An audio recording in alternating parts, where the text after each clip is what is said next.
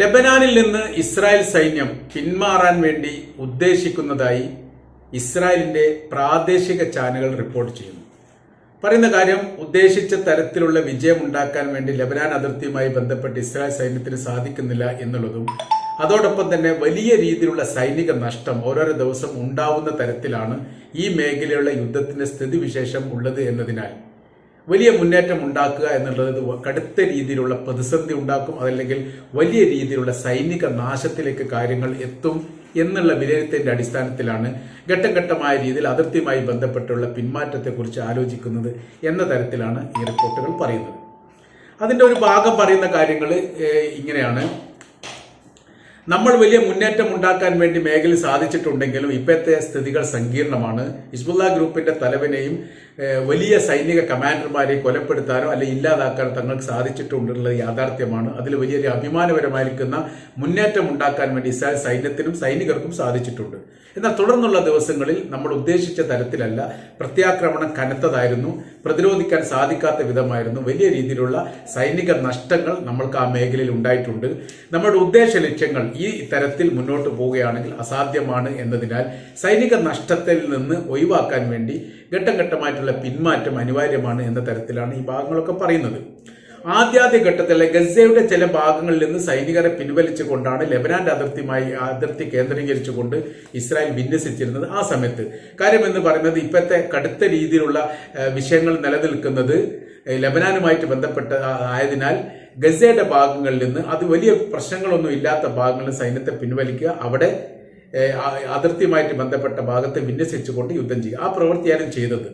അതിനോടനുബന്ധിച്ച് ആകാശയുദ്ധം, കരയുദ്ധം, അതുമായി ബന്ധപ്പെട്ട ഒരുപാട് കാര്യങ്ങൾ അതിന് തുടർച്ചയായിട്ട് പറയുന്നുണ്ട്. എല്ലാത്തിലും പരാജയമാണ്, വലിയ മുന്നേറ്റം ഉണ്ടാക്കാൻ സാധിച്ചിട്ടില്ല എന്ന് മാത്രമല്ല, നമ്മുടെ രാജ്യത്തിന്റെ അകത്തുള്ള ഏറ്റവും സ്വകാര്യമായിരിക്കുന്ന മേഖല പോലും ആക്രമിക്കുന്ന തരത്തിലേക്ക് ലെബനാന്റെ പോരാളികൾ അല്ലെങ്കിൽ തീവ്ര ചിന്താഗതിക്കാർ മാറിയിരിക്കുന്നു എന്നതിനാൽ നമ്മൾക്കത് വലിയ നഷ്ടങ്ങളും വലിയ രീതിയിലുള്ള പരാജയങ്ങളും ഉണ്ടായിരിക്കുന്നു. അതിന്റെ മറ്റൊരു ഭാഗം പറയുന്നത്, രാജ്യത്തിന്റെ അകത്ത് ആഭ്യന്തരപരമായിരിക്കുന്ന വിഷയത്തിലേക്കും ഈ പ്രശ്നങ്ങൾ എത്തിയിരിക്കുന്നു എന്നുള്ളതാണ്. കാര്യമെന്ന് പറയുന്നത്, ബന്ദികളെ മോചിപ്പിക്കുന്നതുമായി ബന്ധപ്പെട്ട് അവരുടെ ബന്ധുക്കൾ നടത്തുന്ന സമരത്തിന് എന്തെങ്കിലും ഒരു പരിഹാരം ഉണ്ടാക്കാൻ വേണ്ടി സർക്കാരിന് സാധിച്ചിട്ടില്ല. ഈ ഗസയുടെ മേഖലകൾ അവർ പൂർണ്ണമായി ഇല്ലാതാക്കി എന്ന് പറയാൻ വേണ്ടി സാധിച്ചിട്ടില്ല. ഗസയുടെ നേതാക്കന്മാരെ കൊലപ്പെടുത്താൻ വേണ്ടി സാധിച്ചു എന്നതൊഴിച്ചാൽ നമ്മൾക്കും വലിയ രീതിയിലുള്ള സൈനിക നഷ്ടങ്ങൾ ഉണ്ടായിട്ടുണ്ട്. സൈനിക കമാൻഡറെ കൊലപ്പെടുത്തിയതും, അതോടൊപ്പം തന്നെ ഇസ്രായേലിന്റെ പ്രധാനമന്ത്രിയുടെ വീട് ആക്രമിച്ചതും, ഈ പ്രതിരോധ മന്ത്രിയെ മാറ്റുന്നിടത്തേക്ക് കാര്യങ്ങൾ പോയതൊക്കെ രാജ്യത്തിന്റെ അകത്ത് നടക്കുന്ന ഈ സൈനികപരമായ രീതിയിലും അല്ലാതെ നടക്കുന്ന വലിയ പ്രശ്നങ്ങൾ അല്ലെങ്കിൽ വലിയ പ്രയാസങ്ങൾ ഇസ്രായേൽ സർക്കാർ നേരിടുന്നു എന്നതിന്റെ ഏറ്റവും വലിയ തെളിവായിട്ട് അല്ലെങ്കിൽ ഉദാഹരണമായിട്ടാണ് ഈ കാര്യങ്ങളൊക്കെ ചിത്രീകരിക്കുന്നത്. അപ്പൊ ഇനി തുടർന്നുള്ള കാര്യങ്ങൾ എന്ന് പറഞ്ഞാൽ, അമേരിക്കയുടെ ഭരണമാറ്റവുമായി ബന്ധപ്പെട്ടും വലിയ രീതിയിലുള്ള കാര്യങ്ങൾ അതിൽ പറയുന്നുണ്ട്. നമ്മൾക്ക് എത്രത്തോളം ഗുണമുണ്ടാവും എന്ന് പറയാൻ വേണ്ടി സാധിക്കുകയില്ല.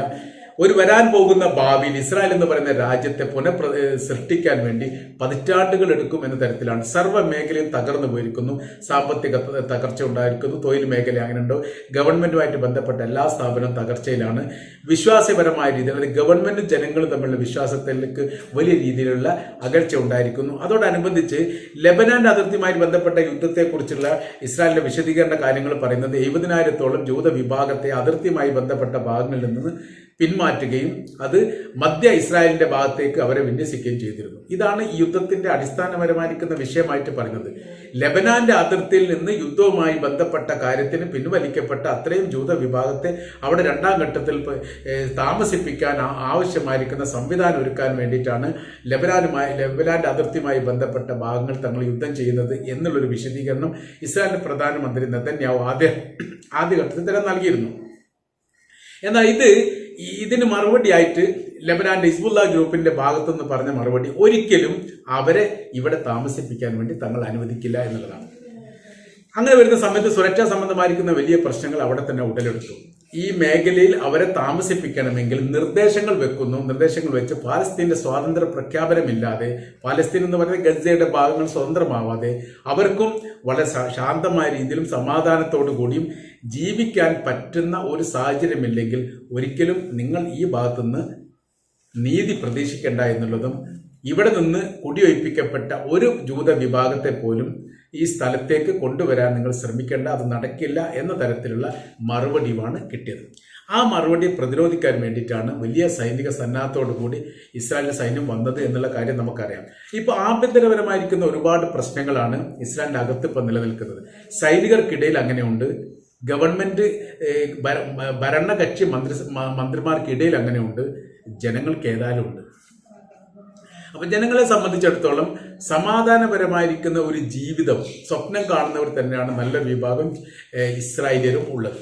ആ വിഷയത്തിന് അല്ലെങ്കിൽ ആ താല്പര്യത്തിന് ഭംഗം വരുത്തുന്ന പ്രവൃത്തിയാണ് ഇസ്രായേൽ ചെയ്തത്. ഒരു വർഷത്തോളം യുദ്ധം ചെയ്തിട്ടും ലക്ഷ്യം കാണാതെ ലക്ഷ്യപ്രാപ്തി കൈവരിക്കാത്ത ഒരു ഇസ്രായേൽ സർക്കാരിനെ സംബന്ധിച്ചിടത്തോളം വീണ്ടും അവർ യുദ്ധം ചെയ്തുകൊണ്ടേയിരിക്കുന്ന പ്രവൃത്തി അംഗീകരിക്കാൻ വേണ്ടി സാധിക്കുകയില്ല. വിശ്വാസം നഷ്ടപ്പെട്ടു പോയിരിക്കുന്നു.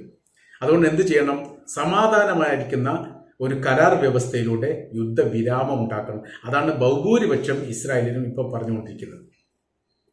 അതിന്റെ കാര്യം വെച്ചാൽ തങ്ങളുടെ ബന്ദികൾ മോചിക്കണമെങ്കിൽ ഒരിക്കലും ഇസ്രായേലിന്റെ തോക്ക് കൊണ്ടുള്ള വെടിവെപ്പുമായി ബന്ധപ്പെട്ട് ഉണ്ടാവാനുള്ള സാധ്യതയില്ല. അങ്ങനെ ഉണ്ടാവുകയാണെങ്കിൽ ഇപ്പോഴേക്ക് നടക്കേണ്ടതാണ്.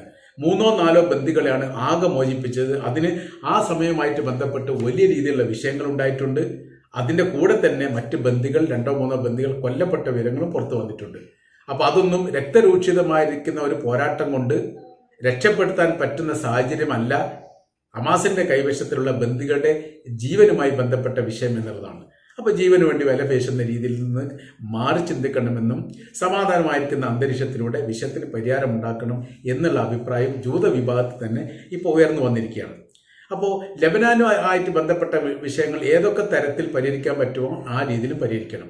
ലെബനാനിൽ നിന്ന് അങ്ങനെ അത്ര എളുപ്പത്തിലൊന്നും വിജയം ഉണ്ടാക്കാൻ വേണ്ടി സാധിക്കുകയില്ല. 1967 യുദ്ധവുമായിട്ട് ബന്ധപ്പെട്ട ചില പരാമർശം ഇതിന്റെ കൂടെ കാണാൻ വേണ്ടി സാധിക്കുന്നുണ്ട്. വലിയ മുന്നേറ്റം നമ്മൾക്ക് ഉണ്ടാക്കാൻ വേണ്ടി സാധിച്ചു. ലെബനാൻ മാത്രമല്ല, ജോർദാൻ ഉണ്ടായിരുന്നു, ഈജിപ്ത് ഉണ്ടായിരുന്നു, സിറിയ ഉണ്ടായിരുന്നു, ഇറാനും ഇറാഖും ഉണ്ടായിരുന്നു. അങ്ങനെ 6 രാജ്യങ്ങൾ. ഈ 6 രാജ്യങ്ങളെ വളരെ പെട്ടെന്ന് തന്നെ പരാജയപ്പെടുത്താൻ വേണ്ടി സാധിച്ച തങ്ങളെ സംബന്ധിച്ചിടത്തോളം ഈ ഗസയിലെ അല്ലെങ്കിൽ ഹമാസിനെ ഇല്ലാതാക്കുക എന്നുള്ളത്, ലെബനാനിലെ ഹൂത്തികളെ ഇല്ലാതാക്കുക, ഈ ഹിസ്ബുള്ള ഗ്രൂപ്പിനെ ഇല്ലാതാക്കുക എന്നുള്ളത് അതൊക്കെ വളരെ എളുപ്പമാണ് എന്നായിരുന്നു ആ ഘട്ടത്തിലൊക്കെ പറഞ്ഞു വെച്ചത്. വർഷം 1 കഴിഞ്ഞിട്ടും ലക്ഷ്യപ്രാപ്തി കൈവരിക്കാൻ വേണ്ടി സാധിച്ചിട്ടില്ല. നമുക്കറിയാം 6 രാജ്യങ്ങളുമായി ഇസ്രായേൽ യുദ്ധം ചെയ്തത് ഏകദേശം 6 ദിവസമാണ്. 6 ദിന യുദ്ധം എന്നാണ് പറയുന്നത്. പക്ഷെ യഥാർത്ഥത്തിൽ 6 ദിനമൊന്നും യുദ്ധം ചെയ്യേണ്ടി വന്നിട്ടില്ല. 6 മണിക്കൂർ കൊണ്ട് തന്നെ ഏകദേശം ആ യുദ്ധത്തിന് തീരുമാനമായിട്ടുണ്ട്. വലിയ രീതിയിലുള്ള മുന്നേറ്റം നടത്തിക്കൊണ്ട് അറബ് രാജ്യങ്ങളെ പരാജയപ്പെടുത്താൻ വേണ്ടി എളുപ്പത്തിൽ ഇസ്രായേലിന് സാധിച്ചു എന്നുള്ളതാണ്.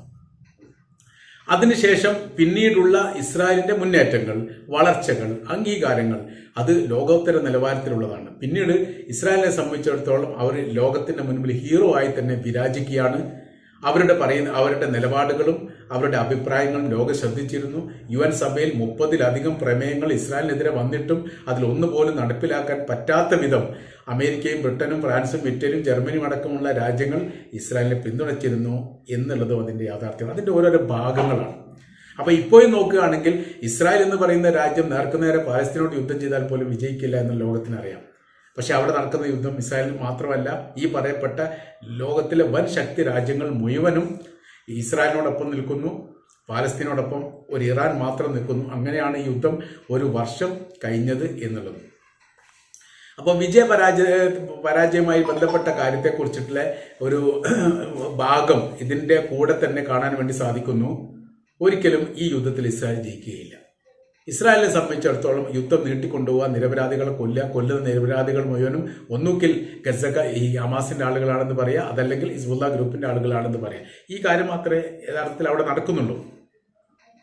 പിന്നെ നേതാക്കന്മാരെ കൊല്ലപ്പെടുത്തിയിട്ട് ഒരു വിജയം ഉണ്ടാവുകയാണെങ്കിൽ ഏറ്റവും പ്രമുഖരായിരിക്കുന്ന ഹമാസിന്റെ നേതാക്കൾ തന്നെയാണ് കൊല്ലപ്പെട്ടത്. യഹ്യ സിൻവാർ ഇപ്പോഴത്തെ നിലവിലെ സാഹചര്യത്തിൽ ഈ ഹമാസിന്റെ പ്രസിഡന്റായിരുന്നു. അതിന് മുമ്പ് ഇസ്മായിൽ അനിയ പ്രസിഡന്റായിരുന്നു. ഇവരാണ് ഒരു കാലത്ത് ഇസ്മായിൽ അനിയ പാലസ്തീന്റെ പ്രധാനമന്ത്രി, പ്രധാനമന്ത്രി ആ തസ്തിക പോലും വഹിച്ചിരുന്ന ആളാണ്. പ്രധാനമന്ത്രിയായി പിന്നീട് അത് ഒഴിവാക്കപ്പെട്ടു. അങ്ങനത്തെ കുറെ വിഷയങ്ങളുണ്ട്. അതായത് ആ രാജ്യത്തെ സംബന്ധിച്ചിടത്തോളം, പാലസ്തീനെ സംബന്ധിച്ചിടത്തോളം ഈ 2 വ്യക്തികളും ഏറ്റവും വലിയ പ്രമുഖരായ ലീഡർഷിപ്പുള്ള വ്യക്തികൾ തന്നെയാണ്. അവർ രണ്ടുപേരെ കൊലപ്പെടുത്തിയിട്ടും യഥാർത്ഥത്തിൽ ഇപ്പോഴും യുദ്ധം അങ്ങനെ തന്നെ നീങ്ങിപ്പോകുന്നു എന്നത് സൂചിപ്പിക്കുന്നത് ഇസ്രായേലിന് ഈ മേഖല അതിജീവിക്കാൻ സാധിക്കില്ല എന്നുള്ളതാണ്. പിന്നീട് പോരാട്ടം നടത്തുന്ന ഹിസ്ബുള്ള ഗ്രൂപ്പുമായിട്ട് ബന്ധപ്പെട്ടാണ് അതിന്റെ ഏറ്റവും വലിയ നേതാവ് എന്ന് പറയുന്ന സമയത്ത് 30 വർഷത്തോളം ആ പ്രസ്ഥാനത്തെ നയിച്ചത് ഹസൻ നസ്രുള്ള ആണ്. ഹസൻ നസ്രുള്ളയെ കൊലപ്പെടുത്തി. അതോടൊപ്പം തന്നെ സൈനിക കമാൻഡറായിരിക്കുന്ന ഏകദേശം 20ഓളം പേരെ ആ സ്ഫോടനത്തിൽ കൊലപ്പെടുത്തി. ഭൂഖണ്ഡേതര മിസൈൽ പായിച്ചുകൊണ്ടാണ് കൊലപ്പെടുത്തിയത് എന്നുള്ളതൊക്കെ റിപ്പോർട്ടായിട്ട് പുറത്തു വന്ന കാര്യങ്ങളാണ്. എന്നിട്ടും അവിടെ ഇപ്പോഴും പോരാട്ടം നടക്കുന്നു. അപ്പോൾ നേതൃസ്ഥാനത്തിരിക്കുന്ന ആളുകളെ കൊലപ്പെടുത്തിയത് കൊണ്ട് ഇസ്രായേലിന് വിജയം ഉണ്ടാവുക എന്നുള്ളത് അസാധ്യമായിരിക്കുന്ന കാര്യമാണ്. ഈ യുദ്ധത്തിൽ വിജയം ഒരിക്കലും ഇസ്രായേലിന് ഉണ്ടാവുകയില്ല. ആയതിനാൽ ബന്ദികളടക്കമുള്ള ആളുകളെ മോചിപ്പിക്കാൻ വേണ്ടിയിട്ടുള്ള ഉദ്ദേശം എന്ന് പറയുന്നത്, അല്ലെങ്കിൽ അങ്ങനത്തെ ഒരു ലക്ഷ്യം എന്ന് പറയുന്നത് യുദ്ധവിരാമവുമായിട്ട് ബന്ധപ്പെട്ട് സഹകരിക്കുക എന്നുള്ളതാണ്. അപ്പൊ ലെബനാനിൽ നിന്നുള്ള ഇസ്രായേൽ സൈന്യത്തിന്റെ പിന്മാറ്റം എന്ന് പറയുന്നത് ഘട്ടം ഘട്ടമായിട്ട് ഉണ്ടാവും എന്നത് പറയുന്നു. അതിന്റെ കാര്യം എന്ന് പറയുന്നത് അതിജീവിക്കാൻ സാധിക്കാത്ത വിധം വലിയ പ്രയാസം അനുഭവിക്കുന്ന സ്ഥിതിയിലേക്ക് ഇസ്രായേൽ സൈന്യം മാറിയിരിക്കുന്നു എന്നുള്ളതാണ്.